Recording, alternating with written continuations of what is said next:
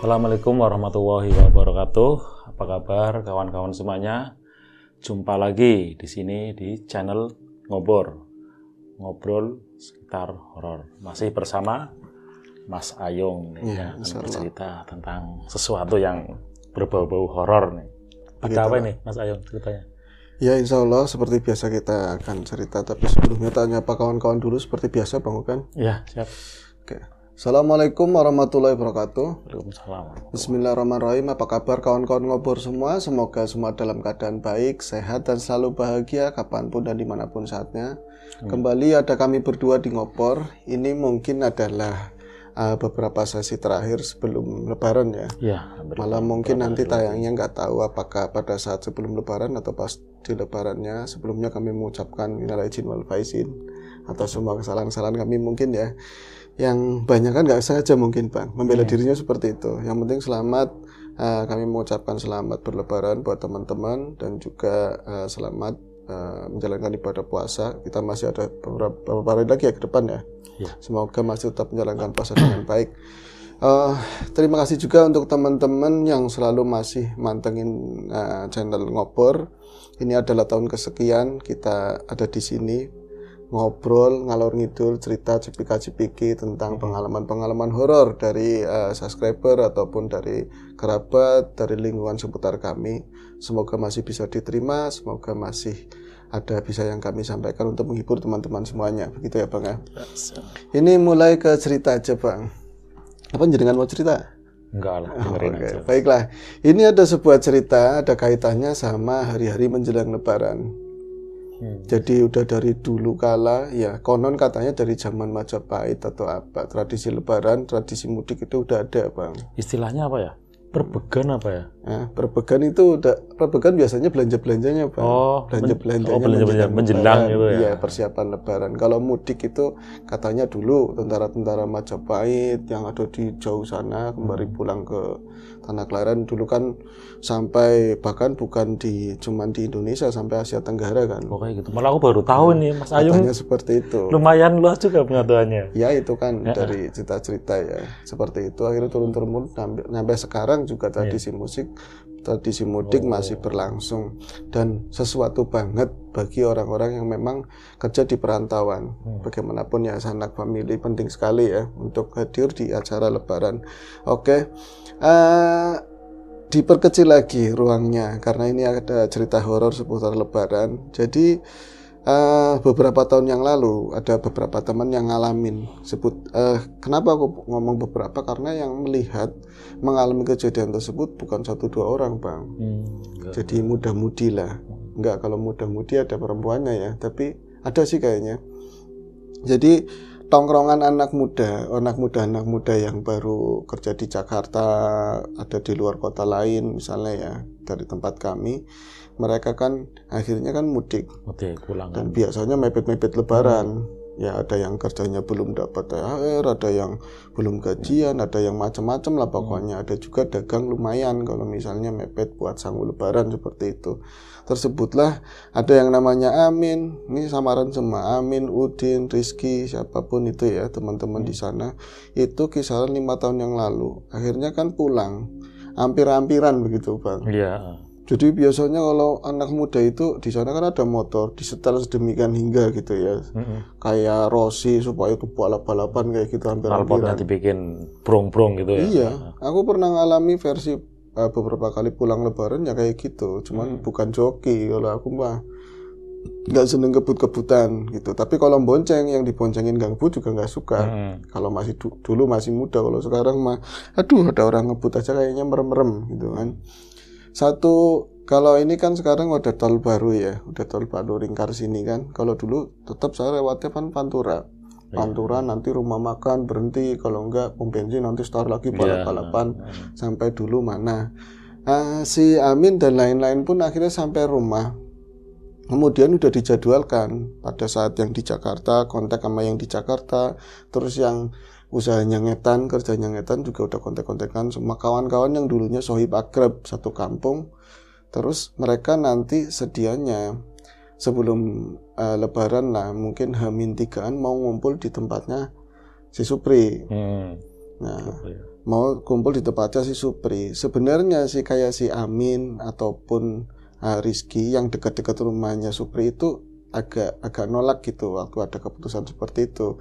Nanti H-3 kumpul di tempatnya Supri. Soalnya apa? Bukan apa-apa. Supri itu rumahnya paling pojok desa, dekat sawah, terus masih kebun-kebun yang ya kayak ngomongnya lebih kayak belantara. Jadi kebun itu kepunyaan orang kaya, nggak diapa-apain kayak gitu loh. Jadi nggak dirawatin, nggak dibersihin. Jadi rumahnya kayak nyempil di pojokan seperti itu, Bang. Ada rumah lain memang, tapi suwung. Rumah itu rumah kosong dan udah lama banget. Bahkan bangunannya pun katanya nggak utuh lagi. Artinya kayak atap apa itu udah ambruk semua. Cuman rumah suwung itu. Iya, ada bidang-bidang kamar apa yang masih sisa-sisa lah seperti itu. Sedangkan kayu-kayunya pun kayak nggak diambilin, bener-bener berangkrak begitulah.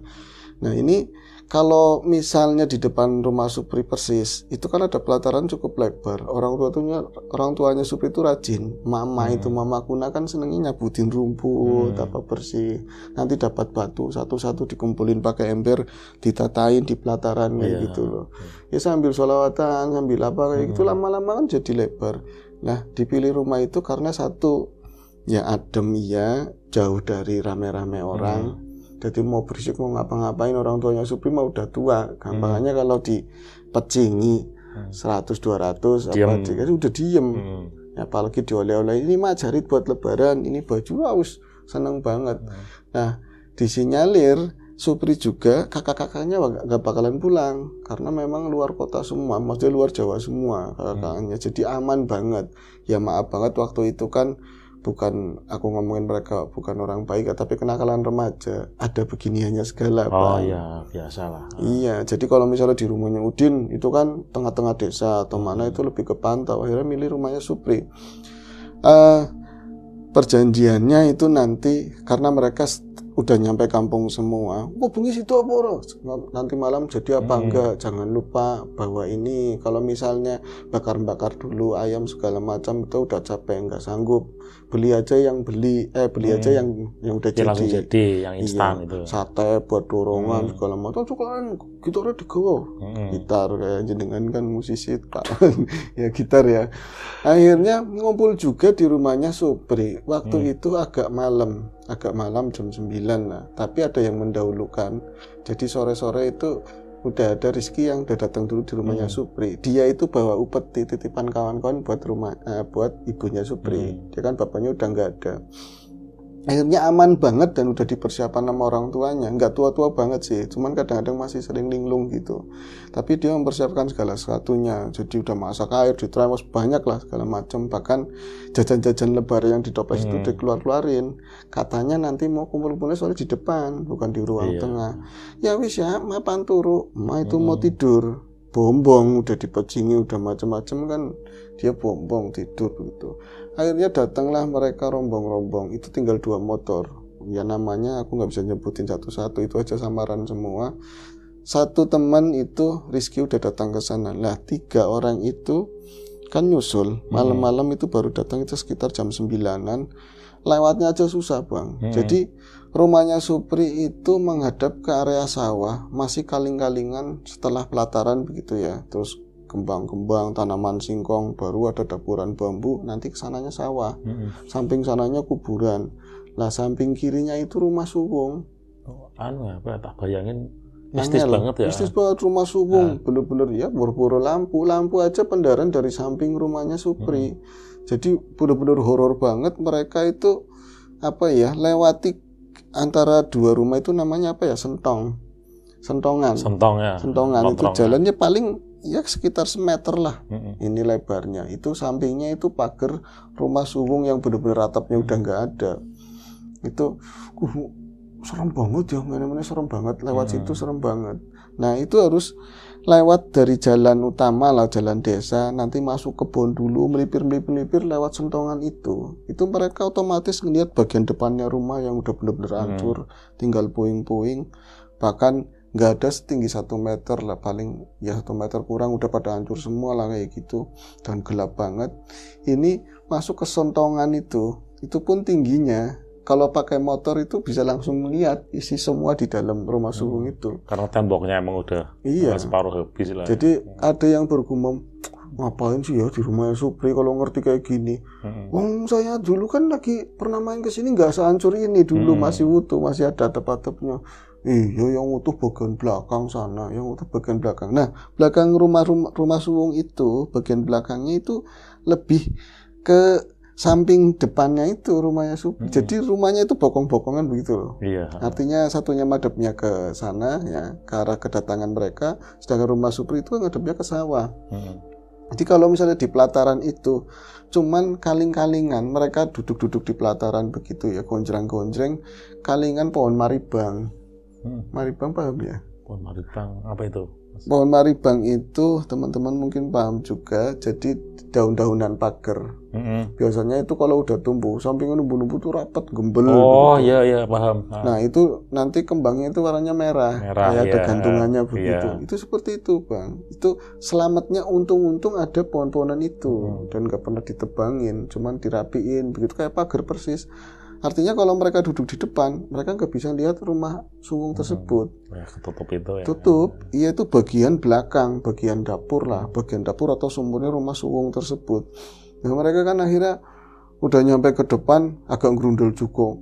Supri ngomongin kalau ngomong rumahnya udah hancur begitu kita nggak kesini, serem. Lah serem-serem apa? Setan itu teman kita katanya begitu. Ya mungkin mereka mau tujuannya kayak gitu kan, oke, minum-minum. Ceritanya seperti itu, menghindari orang-orang pada ngelihat kan kalau di rumah Supri aman. Itu Mas, yang ceritakan Rizky yang lebih dekat ke kita kan, paham. Itu dulu kita kan belum ada yang nikah, jadi ya mikirnya yang penting seneng, tapi kita ada etika masing-masing, walaupun satunya kerja mungkin yang lain enak, yang lain itu kurang, kita saling nutupin lah. Bener-bener kayak gini banget, beda kayak anak sekarang. Padahal 5 tahun yang lalu ya masih kebayang anak sekarang juga, cuman ngomongnya nggak apa-apa wis. Kayak anak sekarang kan main ya boro-boro, kalau bisa ketemuan juga kayak gini, semua ada yang ngobrol kan. Nggak rame gitu. Kalau dulu ya kayak gitu langsung tuangi. Terus lah pemanasan apaan nanti aja dulu. Udah mulai gitar dibuka dari sarungnya, mulai nyanyi di situ, terus bikin kopi dulu. Belum minum-minuman keras, belum dikeluarin sama sekali. Dan itu juga minuman ombyokan. Artinya mereka juga yang penting rada beyeng, gak usah mahal-mahal gitu. Beyeng itu rada semboyongan sedikit lah. Nah itu akhirnya kenapa ya Rizky ngomong lagi, aku itu dari tadi pengennya ngelihat ke arah pohon maribang itu terus. Itu pada saat ya mungkin ada jam-jam hampir jam 10:30 lah. Apa sih emang ada apaan? Enggak, saya pikir ya di pohon maribang itu kan memang rapet banget. Tapi kayak ini kan gak ada angin babar blas, gak ada angin sama sekali. Tapi kok kembang-kembang maribang itu ya, itu loh pas lempengannya Saka ini, Saka yang paling pojok, kadang-kadang goyang. Ada yang goyang-goyangan. Oh itu perasaan kamu aja. Yang lain, yang tadinya dekat-dekat pagar itu, dekat-dekat ini tiang yang terakhir itu udah juga, kamu medeni boy katanya, itu kamu nakut-nakutin aja. Nggak apa-apa wong kita mau gini-gini. Paling mereka juga iseng, kata si Supri. Mereka apa? Ya yang di luar kita, yang penting kan kita nggak bisa ngeliat. Mereka juga iseng, mungkin rumah ini nggak pernah rame, adanya nenek-nenek, tahu-tahu sekarang ada pemuda-pemuda, ada gonjang-gonjang gitaran yang mungkin main nengokin. Ya mbah, digituin. Itu lagi diomong ya mbah, goyang-goyang langsung ber. Itu bukan, kalau kembang maribang itu kalau udah rapat kayak saling ikat begini loh. Jadi misalnya pagar panjang nyampe ke sana hampir dekat sawah, itu rentangannya mau yang kelihatan ya, bukan ke belakang dari teras itu, yang kelihatan aja udah mau mungkin 6-7 meter. Itu kalau nggak ada yang gerakin Mas, yakin nggak bisa goyang sekeras itu. Maksudnya gimana? Aku kan ngomong, si Supri kan ngomong, ya kan Mbah, digituin, bisa nyautinya sama gerakan, dan itu ke bawah semua ke sana. Kayak ada tenaga gede yang wang kayak itu. Kita ya jadi mandek semua, yang tadi yang gonjreng kan pada ngeliat, yang ngadepnya nggak ke arah sana, tuh lihat lama. Jadi nggak cuman sekilas begitu ya, tapi ada beberapa hitungan lah. Itu sempat was kayak bunyi was. Itu bukan ada daun-daun yang ngadu begitu ya. Terus yang kering-kering pada rontok. Kita jadi mepet semua ke arah kanan, nggak ada yang duduk sebelah sana. Padahal wedangan di situ, terus ada tadi minum-minuman ombyokan itu udah di sana. Kita jadi minggir semua. Cuman kalau aku sempat bawa kopi, jadi buat sama minggirin kopi, kita duduk di dekat balai-balai, ada rusbang di situ, kita ngumpul. Bre, horor temen sih umai. Horor ini kok horor banget. Kamu baru ngomong ya kan, langsung digerak-gerakin. Tapi yang namanya pemuda, tetap aja isengnya ada. Sebenarnya apa yang gerak-gerakin? Kita itu akhirnya mutusin buat bareng-bareng nengokin sebenarnya yang gerakin itu supaya goyang-goyang itu apa? Penasaran. Tapi kan emang rapat banget. Nyampe dibelah-belahin sama saya. Jadi yang rapat itu nyampe diginiin.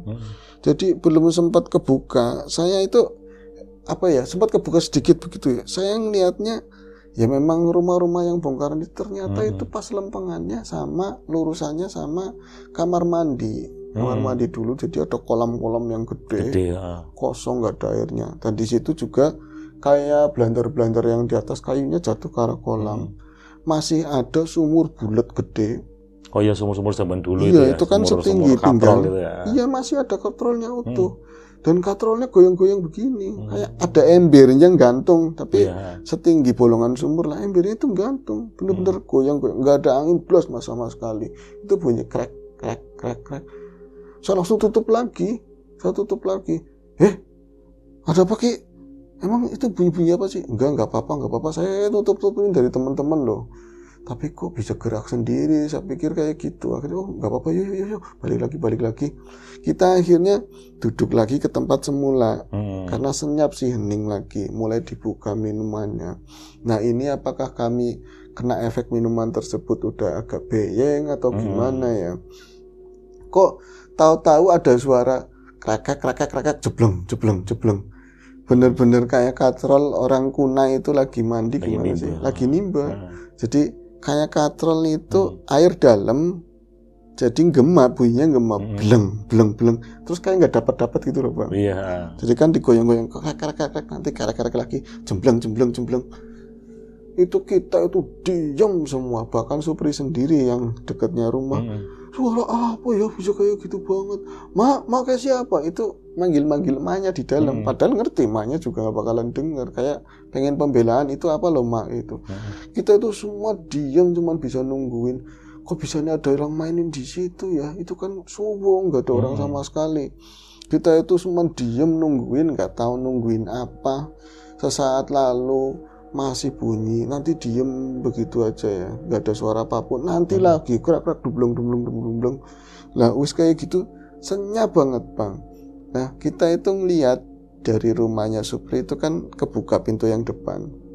Kita bisa ngelihat ke dalam itu jam sekitar mungkin 11:30 lah, 11:30 malam. Udah sempat minum, aku juga ngelihat jam, kata Rizky ada niat kayak gitu kan. Itu jam berapa, 11:30 apa jam berapa? Itu lagi ngeliat kayak gitu. Teman itu tahu-tahu yang samping saya, ya namanya Udin apa siapa itu, langsung pengen masuk ke rumah, jadi nabrak saya. Loh bukan rumahnya mau masuk ke dalam, ngomong kenapa sih? Dia itu nggak mau ngomong sama sekali. Itu di kembangan di pohon maribang itu, katanya ngeliat sesuatu. Dicecer sama temen, kamu ngeliat apa? Enggak aku. Jangan di depan, dalam aja ngajakin ke dalam. Cuman kan orang pemuda, saking takut pemuda malu ditanya-tanya ada apa. Katanya saya tadi ngeliat putih-putih. Lihat putih-putih apa? Ya putih-putih tuh kelihatan segini, cuman di atasnya kembang-kembang itu. Jalan ngidul ke arah sawah. Kayak Kike, jalannya halus banget set. Kamu lihatnya apa? Ya kayak kepala tapi ada ikat-ikatnya. Jangan-jangan pocong Bri, katanya begitu ya. Yang lainnya, orang lah nggak mungkin, apalagi ini kan masih puasa, setan diket-iketin. Iya katanya seperti itu. Katanya setan diket-iketin, apaan kamu aja lagi minum? Iya, setannya dewek berarti kita sendiri yang setan. Akhirnya kita nungguin, masa iya sih ya? Yang lain juga masih nungguin, maksudnya ini bener ada pocongan apa enggak? Wong dia katanya di sini ada iket-iketannya, Udin ngomong. Mereka juga nggak ada yang lihat sebenarnya ada kejadian apa di situ, terus Cuman itu katrol itu diem. Kita lama nungguin gak ada yang gitaran, gak ada apa. Tapi tetap aja yang ini tuh tetap kolekan muter, tetap jalan. Pada saat mungkin ya lebih jam 12 lebih lah. Itu bunyi lagi suara kayak gitu, dembleng kayak gitu. Krek dembleng itu. Kayak orang nimba. Kayak orang nimba. Lah kita itu akhirnya daripada kayak gini, Bri, niatnya mau seneng-seneng malah horor di rumahmu itu. Wong rumah suwung nggak ngomong. Lah kan kalian dulu udah tahu di situ ada rumah suwung. Itu katanya udah lawean tahun. Udah 25 tahun kosong. Kosongnya lebih lama, tapi udah kemarin itu mulai pada jatuh rontok. Kita itu akhirnya penasaran, Mas, daripada dihororin terus, mau nengokin dari depan. Karena dari situ kan nggak ada lubang sama sekali. Kita dari depan tuntunan lah, bener-bener kayak bocah apa efeknya, mabok apa gimana. Jadi kita berani semua lah, berani dalam takut. Saya merinding ya luar biasa. Itu dari depan takutnya double. Kalau orang yang lihat sih nggak ada, nggak ada tetangganya yang lain, kebun-kebun aja gitu. Kita sempat bawa senter punyanya Supri. Terus mau melangkah ke area depan kayak gitu, cuman takutnya ada ular karena memang bata-bata yang lama-lama itu lapuk loh. Hati-hati melangkah, hati-hati. Itu kayak ada petualangan loh, channel-channel horor mungkin kalau sekarang. Yakin seremnya kayak apa? Itu jelalai ada tembok yang tinggi ngalangin areal belakang. Jadi kita nggak bisa ngelihat ngespos yang bikin gaduh yang di belakang itu apa. Kita maunya cuma lihat dari depan, kalau misalnya ada sesuatu bisa bubar kayak gitu loh. Kalau enggak masuk ke rumahnya Supri aja udah selesai, kegiatannya udah selesai. Tapi nggak ada jawaban karena memang nggak ketutup. Kita harus mendekat. Akhirnya kan berlima ke sana mulai mendekat. Jadi ada pintu terakhir begitu ya. Kalau sebelah kiri itu hancur, tapi pintu itu kusennya masih rata. Nah, tembok sebelah kanan itu yang ngalangin area kamar mandi itu masih tinggi. Akhirnya kita mau nggak mau harus ke pintu untuk bisa ngelihat apa sih sebenarnya. Curug-curugan lah, surung-surung, kumpul kamu aja. Tadinya diem senyap nggak ada suara apapun, itu mulai kedengaran lagi krakak jemblong kayak gitu. Nah terus sampean tetap ini, Mas, tetap maju. Saya maju malah saya paling depan, tapi saya nggak ngelihat sengaja. Aku tuh nggak mau ngelihat di situ ada apa. Saya maunya depan tapi ngeliatnya nunduk ke bawah. Akhirnya kan, wong ada apa Ki, ada apa? Nggak ada apa-apa. Tapi tetap dembleng. Akhirnya semua tak tarik semua ya, kita biar ngelewatin pintu itu semua. Jadi jaraknya cuman paling ya 3 atau 4 meter lah dari arah tadi sumur itu. Itu yang kelihatan sama kita, di luar dari perkiraan sama sekali. Katrol itu gak ada yang mainin, gak ada, tapi emang jalan sendiri, krek terus dembleng kayak gitu. Tapi ini ya, kalau memang di bawahnya memang ada air mungkin, karena memang si tali itu pas kami senterin begini, separuh lebih ke bawah itu basah. Jadi emang nyentuh air. Ada air. Iya. Itu jembleng krakak itu kita pada ketakutan tapi nggak bisa lari. Kakinya kayak dipaku semua di situ loh. Cuman bisa ngeliatin, mungkin berselancar sama pikiran masing-masing, takutnya masing-masing, kok itu apa, pada diem. Saya aja nggak bisa ngomong itu apa, teman apa, ayo lari, itu nggak ada yang bisa. Cuman pada melongo semua. Itu beberapa hitungan, tahu-tahu si ember itu naik dari bawah, itu naik bener-bener kayak digulung. Dan gulungan itu kan biasanya kan lebihannya banyak, itu pada jatuh di ini ya, di lantainya itu, lantai depan sumur itu gulung-gulung krak. Pas itu naik ke atas sampai nyantol di atas katrol. Itu nggak ada air yang ditawurin, itu nggak ada, bener-bener nyangkol, udah berhenti menang. Itu nggak ada apa-apa, udah diem doang. Baru kita bisa ngomong, bisa kayak aku ya, kok bisa kayak gitu. Pada ketakutan, kita itu buru-buru rayahan pintu. Jadi berebut pintu buat keluar. Kita berebut pintu keluar, udah areal rumah itu dari depan udah keluar, berarti mau balik lagi ke rumah Supri. Itu kan ngeliat lontrongan begitu, lihat lontrongan, iya sentongan itu. Kita itu tetap mainan center pas nyenterin sampingnya rumah Supri. Emang ada lampu tapi tetap gelap. Itu ada sosok yang berdiri, pocongan Bang. Ikat 5 itu ada di situ, sosok yang berdiri pas banget di polnya rumah. Kalau ditarik lurus itu polnya ini, lempengannya sama sumur itu. Akhirnya kita Ya, itu lihat semua itu. lihat semua. Apa kita lagi mabuk atau apa? Padahal nggak mabuk-mabuk banget, orang biasanya kita lebih dari itu. Ya masih sadar bener lah. Tapi sosok itu bener ada di situ dan dia nggak diem, kayak agluk-agluk sedikit kayak gitu loh. Kalau ininya kayak ngembang begitu ya, agak ngembang gitu, nggak ngempleng-ngempleng, jadi agak tinggi begitu ya.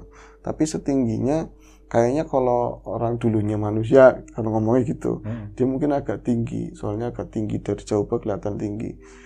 Nah sampean kayak gitu nggak ada yang lari, nggak lari gimana? Wong tadinya sih pengennya buru-buru lari, saking takutnya ngeliat itu. Kalau mukanya tuh nggak jelas orang jauh, tapi bener-bener butuh sosok kayak gitu, entah nempel tanah atau enggak.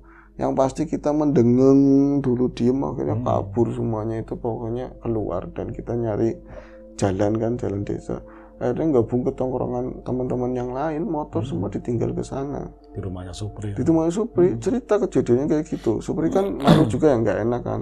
Terus akhirnya itu ada bapak-bapak juga di tongkrongan tersebut. Kita juga ada adab lah, ngasih duit beli rokok. Sempat lama di situ, ada 1 jaman, sekitar 1:30 dianterin sama yang lain. Maksudnya buat ngambil motor. Di kesana enggak ada apa-apa, biasa aja gitu loh. Diunjukin bahwa di sini tadi sempat ada kerek kontrol jalan, terus basah. Yang nggak basah nggak apa udah lewat 1 jam atau apa ya. Tapi kan malam, aturan masih ada bekas basahnya. Kayak bener-bener katrol kering, nggak pernah dimainin, embernya juga kering, nggak ada sisa sama sekali. Kejadian yang seperti yang tadi itu kayak nggak pernah ada. Tetap aja kami takut. Terus kita lupa yang datang ke situ ya termasuk bapak-bapak. Akhirnya dia pada ngeliat kan kita lagi ngapain di situ, ada botol-botol segala macam. Pada mendem bangsa digituin. Kalian pada minum di sini? Enggak gimana lah, ini minuman pantesan kalian bikin rese di sini. Dari dulu lingkungan sini itu nggak boleh buat kayak gitu. Yang kotor-kotor, yang jelek-jelek. Kata bapak itu ya. Iya, kata bapak itu. Jadi ya lumrah kalau digangguin. Terus pada bubar, akhirnya bubar. Malam itu bubar. Besok lagi ya Suprinya malahan di rumah sendiri, malah dia takut gara-gara kejadian itu. Jadi gabungin apa di rumah temen terus sampai Lebaran. Itu apa, di lingkungan sekitar itu emang banyak orang yang cerita ada apa itu? Kata Supri dari Rizky itu, dia itu dari kecil walaupun itu rumah suwung nggak pernah ngalamin kejadian apapun. Baru ya? Cuman konon pernah dengar kalau yang buat macam-macam di lingkungan tersebut memang sering digangguin, kayak yang bawa rukso di situ tuh nggak seneng kayak gitu loh Bang. Ya nggak tahu, pernah orang di situ niatnya ada dekat kuburan, mau gelontang lah cari nomor aja, katanya dilemparin ke sawah. Yang semedi di situ. Oh iya. Ya Allah alam lah seperti itu kejadiannya Bang. Udah susah ceritanya. Rame ya. Ya seperti ke pemuda ya. Iya sih, jadi ingat dulu sih kita ya pernah ya zaman-zaman jahiliyah. Iya, zaman-zaman dulu. Ngertinya seneng lah. Enggak mikir resiko itu ya. Risiko. Ya, itu aja Mas Ayong. Iya. Iya, cerita yang sangat menarik nih dari Mas Ayong. Ya, itu saja persembahan ngobor untuk edisi ini. Sampai jumpa di ngobor berikutnya. Dan tak lupa nih, kami mengucapkan minal aidin wal faizin, mohon maaf lahir batin. Ya, mohon dimaafkan apabila ada kesalahan dari kami. Iya. Ya, dan saya akhiri. Assalamualaikum warahmatullahi wabarakatuh.